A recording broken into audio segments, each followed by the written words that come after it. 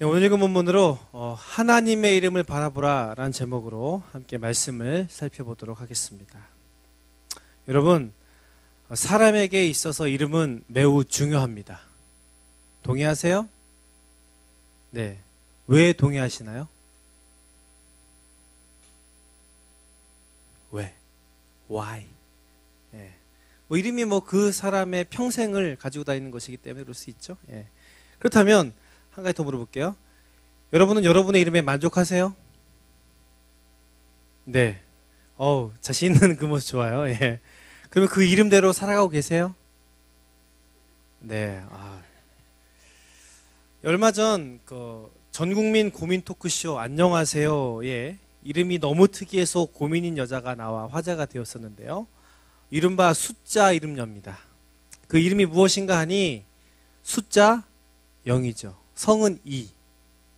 예. 그래서 주민등록증을 언뜻 보니까 010으로 보여요. 20. 예. 예. 그래서 이분이 뭐라 딱히 불릴 말도 없어서 이빵, 20, 이 동그라미로 불리기도 했다는데요. 그런데 너무 이름이 특이하다 보니까 전산 시스템에 이 이름이 인식이 안 돼서 본인 인증도 안 된다는 거예요. 인터넷 회원 가입도 못 하고요. 또 휴대폰, 통신도 개설할 수 없고 온갖 인터넷 뱅킹, 금융활동도 못 한다는 거죠.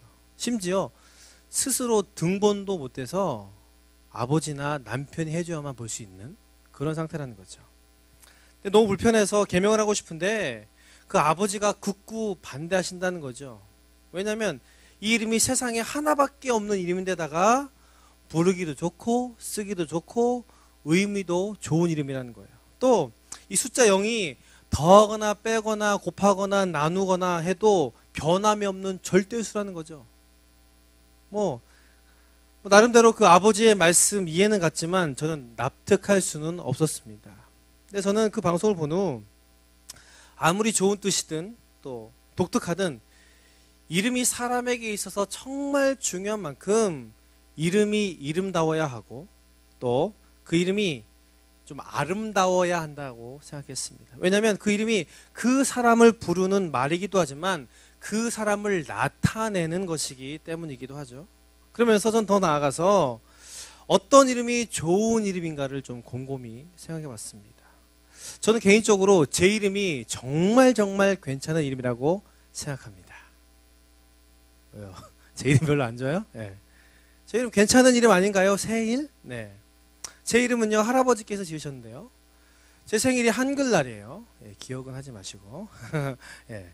좀 우리 제 할아버지께서 좀 배우셨다고 이름을 고민하시다가 제가 태어난 날인 한글날과 연관되어서 지으셨는데, 여러분 한글의 한이 무슨 뜻입니까? 예, 고등학교 국어책에 나오는데, 예. 세상에서 하나이며 크고 바르다, 이 세 가지 뜻이 같이 있는 거죠. 이 의미를 한자로 세일이라고 지으신 거예요. 또 그렇게 살고 그런 존재가 되어라 라는 것이죠. 그래서 저희 할아버지께서는 뼛속까지 크리스천이신데 이 이름을 짓고 난 뒤에 아주 흡족하셨다고 합니다. 예, 신앙적인 의미로도 좋으니까요. 저도 다행이라 생각합니다. 왜냐하면 성경의 이름이 아니라서 사무엘, 요한, 제가 그 이름이 나쁘다는 게 아니에요. 제가 그 이름을 감당치 못할 거기 때문에 다행이라고 하는 거예요. 예. 물론 저도 어렸을 땐 백화점과 여러 가게 붙어 있는 글자 세일로 말미암아 나름 짜증을 났습니다. 그런데 생각해 보니까 의미도 좋고 부르기도 괜찮고 한자 영어도 쉬워요.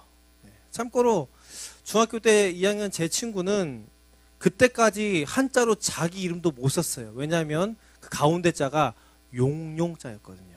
그래서 나중에 자기 아들 이름은 정말 쉬운 걸로 하겠다라는 기억이 있는데, 어쨌든 저는요, 어떤 이름이 좋은 이름인가를 생각하면서 그 사람과 가장 잘 맞는 이름이 가장 좋은 이름이라는 결론에 다다랐습니다. 이것은 거꾸로 얘기할 때 이름답게 이름의 뜻대로 뜻만큼 사는 사람이 좋은 것이다 라는 의미죠. 여러분 그렇지 않습니까? 예, 그렇게 따질 때 가장 좋은 이름은 바로 우리의 주 대신 하나님의 이름입니다.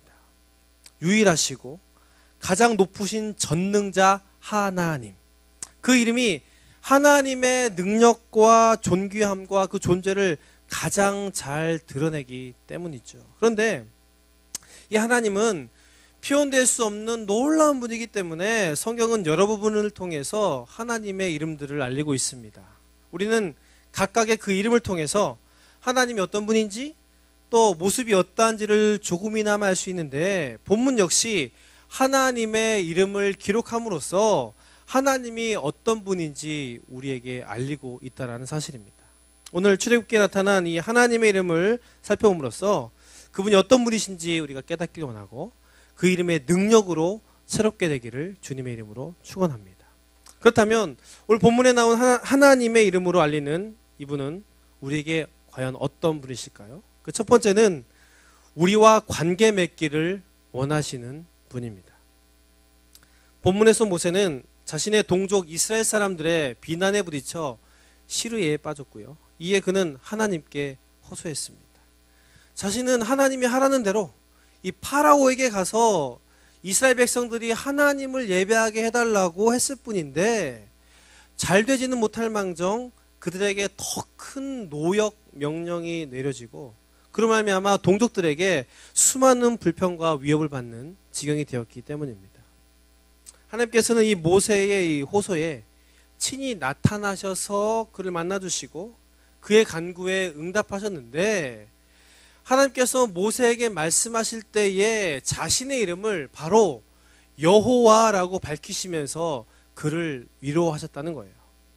이 여호와는요, 하나님의 전능하심을 나타내는 이름임과 동시에 그가 만드신 피조물과의 관계를 강조하는, 즉 자신이 만든 그 피조물과의 언약을 맺으시고 이루시는 분이라는 이름입니다.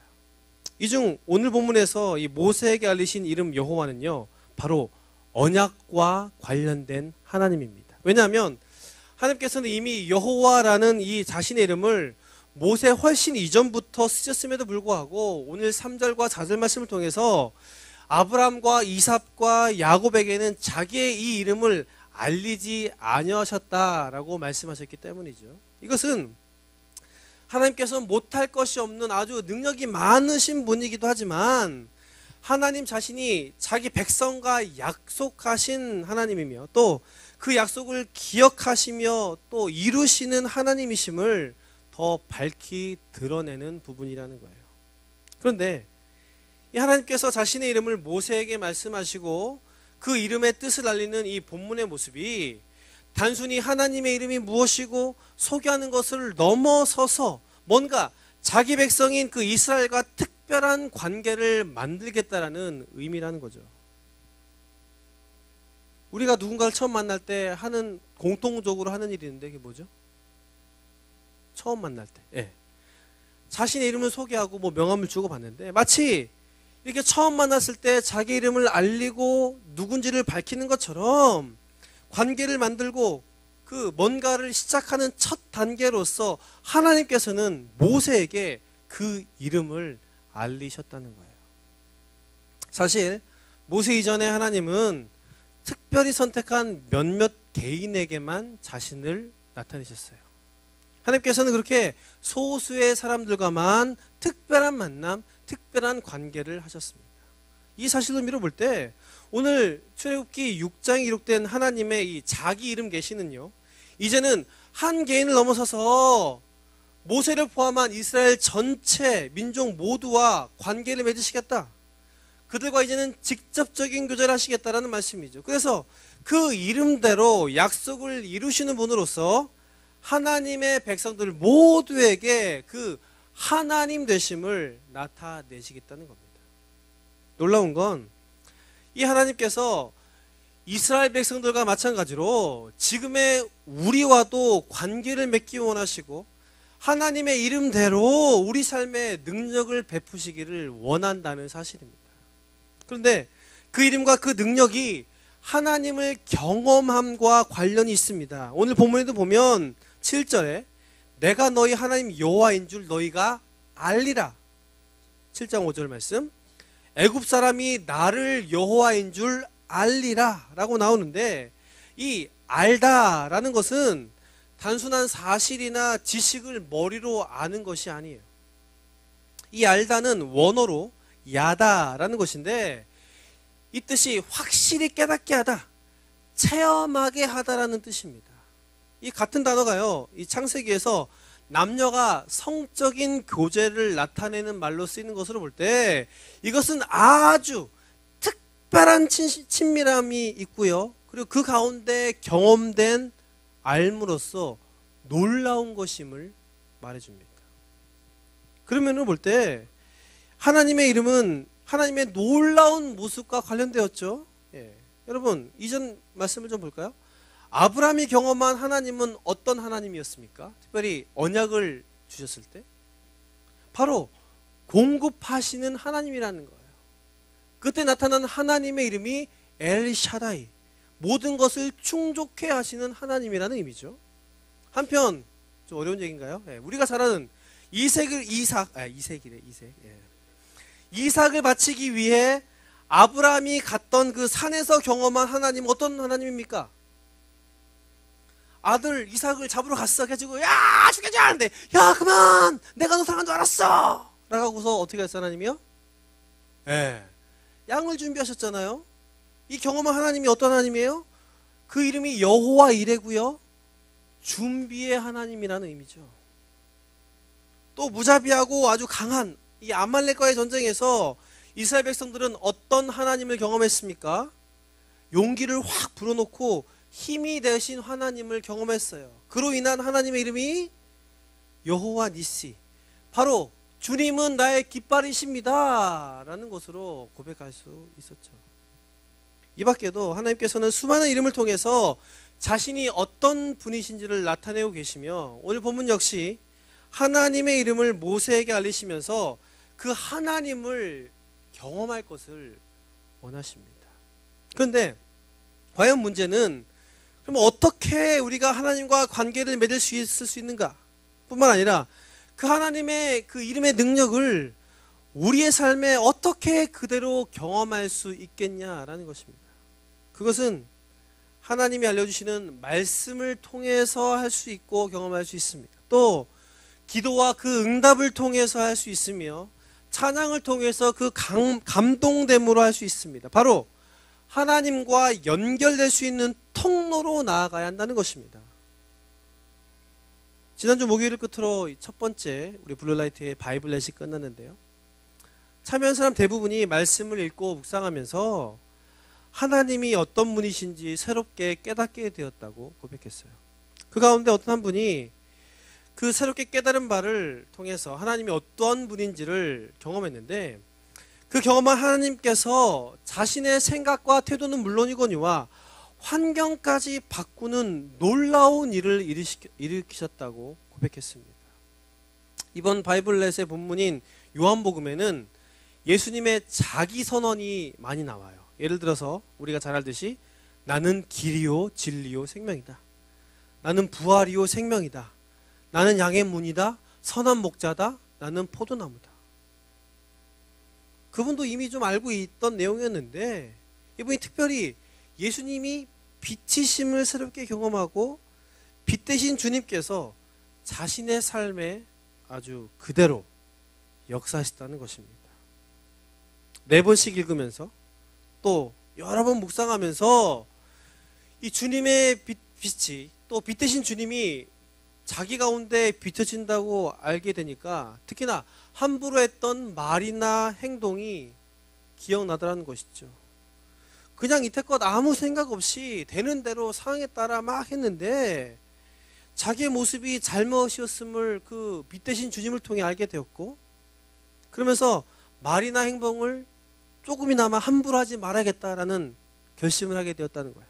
그러면서 완벽하진 않지만 자신에게 편한 사람과의 관계에 있어서 특별히 그대로 함부로 하지 않아야겠다라고 생각하고 실천했다는 것이죠. 그런데 여러분, 그게 잘 됐겠어요? 안 됐겠어요? 안 되죠.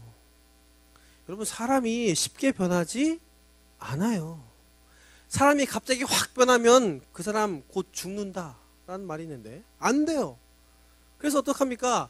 두 번 화냈고 한 번 화내고 결국 끝에는 화를 내지만 조금 늦게 화냈을 뿐이었는데 이 작은 변화를 통해서 정말로 안 좋았던 가족들과 다시 대화를 하기 시작했다는 거예요. 전에 힘들고 짜증나는 이 가족 때문에 집에도 가기 싫었다는 거죠. 힘들었다는 것이죠. 그래서 아예 말도 안 섞었는데 이 작은 변화를 통해서 자신의 태도가 바뀌고 자신을 바꾼 이 주님의 빛이 아주 어두웠던 그 가족 간의 관계 가운데 환하게 비추기 시작했다는 거예요. 그러면서 그분 하는 말씀이 하나님을 경험하는 것이 이렇게 좋은 줄 몰랐는데 알게 되어서 너무나 기쁘고 계속해서 하나님과의 관계를 통해 이 경험을 지속하고 싶다라고 고백했습니다. 그런 의미에서 우리가 계속해서 하나님이 어떤 분인지를 알고 그 능력을 늘 경험하는 방법은 바로 하나님과의 관계에 중독되는 것입니다. 본래 의미대로의 중독은 사람에게 치명적입니다. 하지만 이 좋은 의미로의 중독, 특별히 이 하나님과의 관계로서의 중독은 하나님으로부터 오는 아주 좋은 것들로 가득하며 다른 걸로는 대체될 수 없는 아주 좋고 강력한 것입니다. 그 강력함이 어찌든지 마약과 술 중독과는 잽이 안 돼요. 그래서 세상과 관계없이 환경이 어떻든 비교할 수 없는 기쁨과 평안과 회복이 그 관계 가운데 있을 수밖에 없다는 거죠. 그렇기 때문에 우리는 하나님과의 관계를 어떻게든지 하기 위해서, 있기 위해서 노력해야 한다는 거예요. 근데 만약에 여러분 가운데 하나님과의 관계하는 것을 모르고, 잘 모르고, 또 현재 아무런 힘이 없어서 그것조차 할 수 없는 사람들이 있다. 그렇다면 여러분, 그 하나님과의 관계를 하고 있는 사람들과의 모임에 참여하십시오. 그 만남, 모임, 관계가 정말 중요한데 그것이 그냥 모이는 것 같아도, 만나서 그냥 뭐 시시콜콜 그냥 얘기하는 것 같아도 그 모임 중에 계신 하나님께서 그 모임을 통해 또 그곳에 있는 사람들을 통해서 하나님을 만나는 방법과 그 좋은 것들을 간접적으로 알게 하신다는 거예요. 그런 의미에서 여러분, 오늘부터 시작하는 양육 1단계 그리고 2주 후에 다시 시작하는 바이블렛에 여러분 적극적으로 한번 참여해 보세요. 물론 바쁘고 시간을 낸다는 게 힘들 수가 있어요. 그런데 여러분, 참여하는 분들 보면 시간 되고 여유 있어서 오나요? 아니에요. 하나님과의 관계 그리고 그 약속의 중요함을 알고 싶어서 또 알기 때문에 오는 거예요. 그것을 배우기 위해서 바쁘지만 시간이 없지만 헌신해서 깎고 없애서 오는 거예요. 또 어떻습니까? 여러분, 이번 주 금요일에 뭐가 있죠? 체육대가 있습니다. 예, 석탄일인데요. 예. 여러분, 저희가요 그냥 빨간 날이기 때문에 행사 잡은 게 아니에요. 여러분 쉬는 거 그냥 눈 뜨고 못 봐서 그냥 어떻게든지 괴롭혀야겠다, 이것도 어떡하지? 라고 해서 행사를 잡은 게 아니에요. 운동하지만 운동하는 것 이상의 만남과 관계를 가지고 하나님이 만드신 이 공동체, 교회로 오게 하고 그 교회 안에서 하나님의 풍성함을 누리기 위해서 또 경험하게 하는 출발점으로 만들기 위해서 계기로 만들고자 하는 거예요. 그래서 저는 체육대회라고 쓰고 하나님과 교제라고 읽어요. 그 가운데 귀한 이 하나님의 사람들과의 관계가 있을 것이며 그 교제로 말미암는 하나님과의 관계가 여러분 삶 가운데 시작될 줄 믿습니다. 사랑하는 여러분, 하나님은 여러분과 함께 하시기를 원하고 그 특별히 관계 가운데 그 능력을 우리에게 경험시키시기를 원해요. 그리고 그 놀라우신 그 이름이 우리 삶 가운데 적용되고 높여지기를 원하세요. 이 시간 하나님과의 관계 가운데 나아가십시오. 이미 약속하신 하나님께서 그 풍성함과 능력으로 우리 각자의 삶을 이끄시게 될 줄 믿습니다. 한편 두 번째, 본문에서 하나님의 이름을 통해 알리시는 하나님은 그 방법을 내시는 분입니다. 하나님의 이름과 앞으로 행하실 일을 들은 모세는 그 들은 명령 그대로를 다시 이스라엘 백성들에게 전합니다. 그러나 더욱 심한 고통 중에 있던 그들은 모세의 말을 듣지 않았죠. 그래서 낙심해 있는데 이 모세에게 하나님께서는 다시 나타나셔서 네가 파라오에게 다시 가서 내 말을 전하라고 합니다. 이에 모세는 이 명령에 정면 반박합니다. 12절 말씀, 이스라엘 자손도 내 말도 듣지 아니하였거든 바로가 어찌 들으리까? 나는 입이 둔한 자니이다. 30절 말씀, 나는 입이 둔한 자이오니 바로가 어찌 나의 말을 들으리까? 자신을 향한 이 이스라엘 백성들의 커져가는 불만, 적대감들, 또 자신의 것과 비교할 때 정말로 비교조차 할 수 없는 거대 권력자 이 파라오의 옥죄임, 거기에 하나님께서 하라고 시킨 것들에 대한 부담감들이 얼마나 모세를 힘들게 했겠어요. 하나님이 시켰으면 좀 잘 돼야 되는데 오히려 상황은 반대로 최악으로 가고 있고요. 그런데 계속 하나님은 말도 안 되는 일을 계속 하라고 명령하시고 이러지도 저러지도 못할 상황 가운데 저는 말을 잘 못합니다 라는 모세의 생각과 말 그리고 감정은 지극히 당연할 수도 있어요. 그런데 이 모세의 모습은 얼핏 보기에 좀 겸손함으로 하나님께 대답하는 것 같지만 실상은 정반대라는 거죠. 별것도 아닌 이스라엘 백성들에게, 그것도 그들이 믿는 하나님께서 말씀하셨다고 얘기했어도 말 안 들었는데 거부당했는데 왕인 파라오가, 두려울 것이 없는 이 파라오가 내 얘기를 듣겠다고요?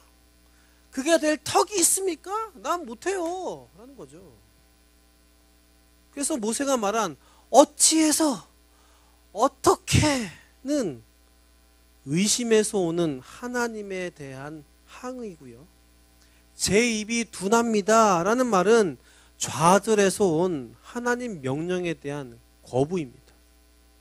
모세는 두 번이나 이렇게 하나님께 얘기하는데 이 히브리 문학에서의 반복은 표현 기법상 절대로 안 됩니다, 절대로 못합니다 표현이에요. 모세는 하나님께 해서는 안 될, 있을 수 없는 모습을 보였죠. 그런데 본문의 이 모세의 모습과 마찬가지로 어떤 일을 할 때에 부딪히는 반대, 어려움, 또 그에 반해 무능력한 자신의 모습으로 인한 좌절감에 우리 역시 하나님께 불평하며 심지어 여러 일들을 완전히 놔버리고 하나님까지 거부한다는 거예요. 이것은 신앙과 관련된 일뿐만 아니라 그 외에 우리의 모든 생활에서 일어나는 현상입니다. 잘 되어도 시원찮을 판에 도리어 안 돼요. 그럴 때 왜요? 어떻게 내기를 일이 있으시죠? 라는 원망을 내놓기 싫어하는 거죠. 그러면서 일, 의무, 관계 꼭 해야 할 것들을 하지 않은 채 우리의 에너지들을 낭비해요. 어떤 사람은 아무것도 하지 않은 채 왜 이렇게 되었을까를 분석해요. 이 분석은 원인과 결과를 따지는 객관적인, 과학적인, 발전적인 분석이 아니라 안 좋고 부족한 부분만 계속해서 극대화시키는 자폭적인 분석이에요. 하루 종일 계속 어려움을 곱씹어요. 오직 그 안 된 거를 즐거워하며 그 짜증을 쥐하로 묵상해요. 또 어떤 사람은 어떻습니까? 일종의 탈출구를 사용하죠. 짜증나고 기분 더러우니까 이것저것 필요 없이 풀어야겠다 이거죠. 그래서 잠, 쇼핑, 게임 등으로 풀어요. 뭐 적당한 건 좋겠지만 아예 빠져서 중독의 상태까지 가고요. 또 무분별하게 왜? 빠졌어? 무분별하게 술, 도박, 성관계 등으로까지 해소하려고 노력해요. 한편 일부 사람은 회피의 방법을 사용하기도 합니다. 생각도 하기 싫고 풀기도 싫고 아무것도 하기 싫고 그냥 모르겠다. 귀찮아. 일이고 뭐고 가족이고 시간 신앙이고 몰라 떠나. 자신이 노래의 주인공인 양 먼지가 되어 날아가. 바람에 날려 밑바닥 곁으로. 아무에게도 연락 안 해요. 모든 건 나중에 갔다 오면 되겠지. 될 대로 되라지. 이런 모습들 사람이기 때문에 당연히 있을 수 있어요. 오히려 작게 또 짧게 이런 걸 이용해서 우리가 심기일전할 수 있어요. 그러나 대부분 어떻습니까? 일상생활을 완전히 무너뜨릴 정도의 과하고 극단적으로 해서 문제라는 거죠. 그런데 케이스야 어쨌든지 간에 모두 똑같은 건 바로 핑계 대상을 찾아서 그 대상에게 온갖 걸 뒤집어 씌운다는 거예요. 그 대상이 아버지일 수도 있고 엄마일 수도 있고 친구일 수도 있고 배우자일 수도 있고 이성 친구일 수 있어요. 이 사람만 아니었으면 내가 여기까지 알았을 텐데 얘 때문에 내가 이렇게 되었다는 거죠. 놀라운 건 신앙을 가진 하나님을 믿는 사람들 역시 어려운 상황, 또 어떻게 할 수 없는 그런 상황 가운데 하나님을 핑계 대상으로 삼고서 무수한 감정과 말과 행동의 칼들을 확 집어 던진다는 거죠. 왜 하나님께서 이렇게 하셨는지, 어떻게 하나님이 나에게 이러실 수 있는지, 하나님이 전능하시다면서요. 무슨 이유로 더 잘 해주지 못할 망정 더 힘들게 하십니까? 부끄러운 고백인데요. 저 역시 일어난 여러 어려움 때문에 정말 하나님께 온갖 불평, 불만은 물론이거니와 협박까지 했던 경험이 있습니다. 좀 힘든 것도 한두 번이지 왜 슬픈 예감은 틀린 적이 없는지, 왜 불행은 꼭 나를 친구 삼아 데려가는지, 정말 다른 사람 몰라도 꼭 불행을 겪어야 할 이 세상에 단 한 사람이 있다면 바로 나야. 여러분 혹시 발로텔리라는 축구선수 아세요? 예, 악동으로 유명한데 워낙 이 사람이 기행을 일삼다 보니까 무슨 일만 있으면 언론들이, 팬들이, 동료들이 자기를 걸고 넘어지니까 어느 날 골을 딱 넣은 다음에 세레모니를 어떻게 해요? 유품을 딱 들었는데 뭐라고 적혔냐면 왜 항상 나야. 왜 항상 나인지를 저는 항상 이렇게 갖고 다니면서 묵상했어요. 왜 하나님 접니까? 그리고 여러 번 하나님을 떠나려고 짐을 쌌었어요. 하나님과 나는 안 맞아. 너무 커 하나님. 이해하기도 힘들고 믿기도 힘들고 차라리 하나님을 안 믿으면 속이라도 편하겠어요.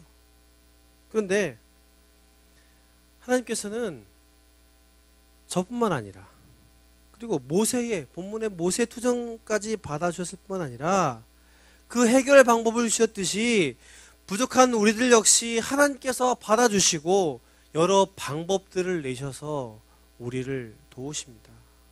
그러므로 주님은 하나님의 하나님 되심은 물론이거니와 그 약속을 이루시는 그 이름 여호와이심을 우리에게 드러내십니다. 그 약속을 이루시기 위해 내시는 이 하나님의 방법은 모세의 경우처럼 아론, 바로 돕는 사람을 줄 수도 있고요. 다윗의 경우처럼 여러 환경들을 통한 기회일 수도 있고요. 혹은 하나님께서 치료하시고 말씀하시는 직접적인 방법 등 너무나 다양한 부분으로 주신다는 거죠. 그러기에 우리가 어려운 환경, 지금의 환경 가운데 불평은 하되 분노는 하지 않고 낙심은 하되 좌절하진 않으며 슬퍼는 하되 포기하지만은 않아야 합니다. 왜? 그 밑바닥에 있는 우리조차 하나님께서는 받아주시고 그 돕는 방법을 우리에게 주시기 때문입니다.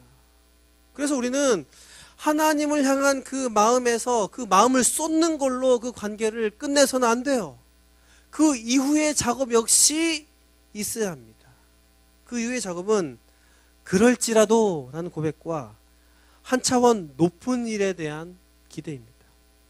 먼저 그럴지라도의 고백은 무엇입니까? 일어나고 되어진 일에 대해서 왜, 어떻게, 모세처럼 어찌해서 라는 질문 후에 그럼에도 불구하고 라며 하나님의 은혜를 구하는 것이죠. 왜라는 질문은 과학이란 과목의 이외에서는 파괴적이고 폐쇄적인 답밖에 줄 수 없어요. 그러나 그럴지라도의 고백은 생산적이고 열려있는 답을 기대할 수 있다는 거예요. 특별히 하나님의 답을 바라볼 수 있다는 거죠. 사실 이 고백 단순한 시선의 변경에 불과합니다. 하지만 우리의 구원받음과 믿음을 생각할 때 우리의 구원도 시선을 다른 것에서 주님께 바꾼 아주 작은 거예요. 그러나 이 작은 시선 변경이 문제 해결의 가장 정확한 이 대상에 대한 나아감이요, 그 나아감이 하나님과의 놀라운 그 관계이기 때문에 이 눈을 들어서 하나님을 봄이 우리의 방법과 환경이 아니라 하나님의 방법과 그 손길의 통로가 된다는 사실입니다. 또한 한 차원 높은 일에 대한 기대는 무엇입니까? 우리의 수준으로 생각하지 말라는 거죠. 백성들이 모세의 말도 듣지 않는데 하나님은 파라오에게 가서 말하라고 해요. 이게 무엇이냐면 하나님께서는 도리어 문제의 가장 중요한 핵심에 관심을 두라는 거죠. 그럴 때에 지금의 어려움을 덮는 하나님의 큰 은혜가 경험할 수 있다는 것입니다. 제가 얼마 전 함께 교제했던 한 분을 만났는데요.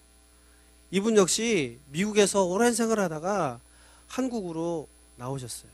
그런데 상황이 상황인지라 어쩔 수 없이 한국에 들어와서 그분의 와이프 집에, 처가에 살게 되었어요. 그런데 여러분, 아무리 잘해주셔도 좀 불편한 것이 처가살입니다. 근데 이 장인어른이 시간이 좀 지나니까 마음의 압박까지 준다는 거죠. 이 장인어른은 좋은 직업에 나름 성공한 분이에요. 그러다 보니까 지금 같이 좀 사는 사위에게 이런저런 가장으로서의 이 책임져야 할 것들을 말씀하신다는 거죠. 물론 걱정되기 때문에 말씀하셨겠지만 신앙도 없어요. 그리고 나이도 꽤 있으시다 보니까 가감없이 다른 사람들과 비교하면서 계속해서 말씀하시는 거죠. 이분이 들을 때마다 정말 미치겠다고, 하루가 멀다고 얘기하시고, 이 직장을 구하는 기간이 길어지니까 최후 통첩, 언제까지 나가라, 거기까지 말씀하시다는 거예요. 그래서 마주치기도 싫고 집에 가기도 싫고, 이분 나름 비전을 가지고 비전 받고 한국에 나왔는데 왜 하나님께서는 왜 안 도와주시는지 불평한다는 거죠.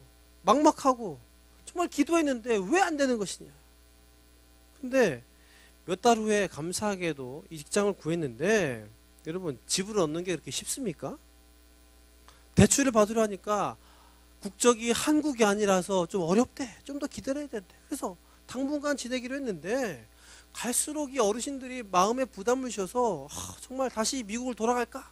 짐까지 막 다시 쌌던 그런 일까지 발생했다는 거죠. 그런데 집에 대해서 계속해서 어떻게 하면 구할까 생각 중에 이렇게 짜증만 내면서 있기보단, 그리고 어렵게 하는 사람들과 있기보단 좀 숨 좀 돌리자, 좀 움직여보자, 할 수 있는 건 또 될 수 있는 건 없지만 눈을 좀 높이자 라는 마음에 좀 죽을 것 같은 심정이었지만 이 와이프 되는 분과 직장 근처에 집을 보러 나갔다는 거죠. 그런데 놀라운 건 두 분이 집을 보러 다니면서 막연하게 가지고 있던 그 집에 대한 생각들이 눈이 띄었다는 것이죠. 정말 자기 가족에 맞는 집이 어떤 집인지, 또 어느 규모와 자금이 필요한 부분인지 구체적으로 알게 하시고 새로운 믿음을 갖게 하실 뿐만 아니라 기독해 하기 시작하셨다는 것입니다. 그러면서 저희가 하는 말이, 하나님께서는 정말 힘든 자신의 문제를 해결할 방법을 내셨다는 거예요. 당장 달라진 건 없지만 이렇게 시선을 바꾼 것이 바로 그 시작임을 그분이 알았다는 것입니다. 그래서 이제는 집을 구하는 문제로, 빨리 나가야 된다는 그런 문제로 힘들 때 스트레스 여전히 받지만 그 시간이 절망만 하는 시간이 아니라 그 집을 위해서 기도하는, 그리고 기대하는 믿음의 시간이 되었다고 고백했습니다. 사랑하는 여러분, 우리는 하나님의 은혜가 절대적으로 필요한 존재입니다.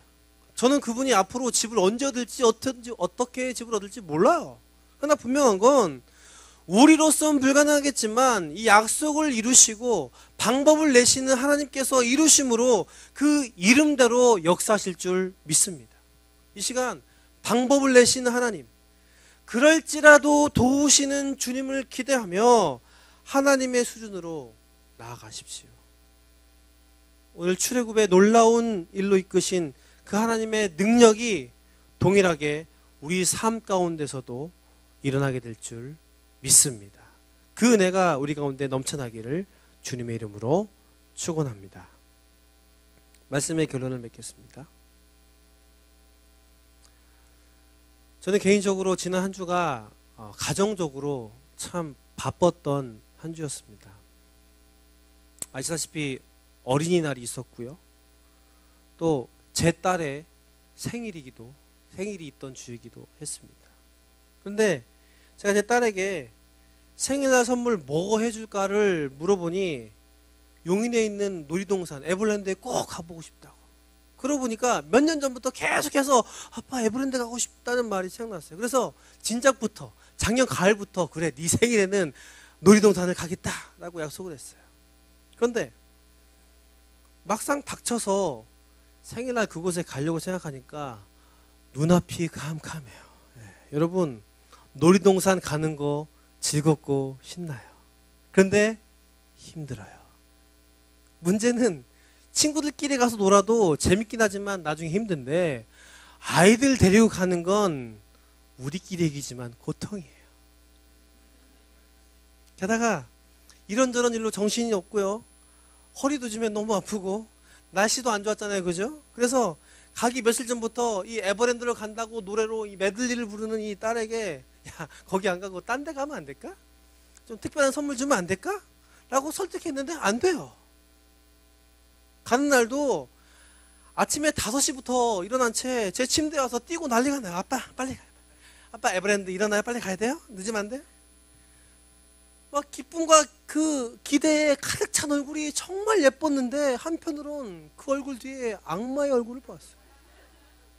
그래서 야 안 가면 안 되겠냐? 꼭 가야 된대. 야 그래서 그러면 할머니하고 할아버지하고 가면 안 될까? 그랬더니 꼭 아빠랑 가야 된대. 근데 너무 화가 나잖아요. 잠도 못 자고 피가 죽겠네. 그래서 야 왜 꼭 아빠랑 가야 되는데? 라고 물었더니 아빠잖아. 약속했잖아. 라는 대답을 했어요. 근데 제가 힘들게 가긴 갔어요. 갔는데 놀이동산에서 정말 모처럼 제 딸이 어떤 걸 좋아하고 어떤 성격인지 여러 시간들을 통해 알게 되었어요. 그러면서 저는 하나님과 우리의 관계를 생각했어요. 하나님은 우리의 어떤 분이에요? 아빠예요. 하나님의 또 다른 이름이 아빠예요. 그리고 그 약속을 반드시 이루는 분이세요. 근데 여러분 그 약속뿐입니까? 그 약속뿐만 아니라 그 약속에 포함된 부수적인 풍성한 것들까지 허락해 주시는 분이 바로 하나님이세요. 놀이동산 가는 약속을 했다고 했는데 제 딸에겐 약속은 물론이거니와 그날 그 약속 안에 있는 추러스, 슬러시, 백호 인형 등 부수적인 풍성함을 더욱 경험한 것처럼 하나님께서는 우리에게 더 약속 안에 있는 풍성한 것들을 주시기 원하신다는 거예요. 다만 우리가 그 이름을 바라보며 나아가는 것일 뿐. 그리고 계속해서 그 하나님을 경험하는 것일 뿐. 물론 본문에 나타난 이 하나님의 이름이 그들 조상이 알고 있던 하나님의 이름이었듯이 우리가 아는 하나님 역시 이미 알고 있던 하나님이에요. 그러나 이렇게 이름을 다시 말씀하신 건 공식적으로 그 하나님의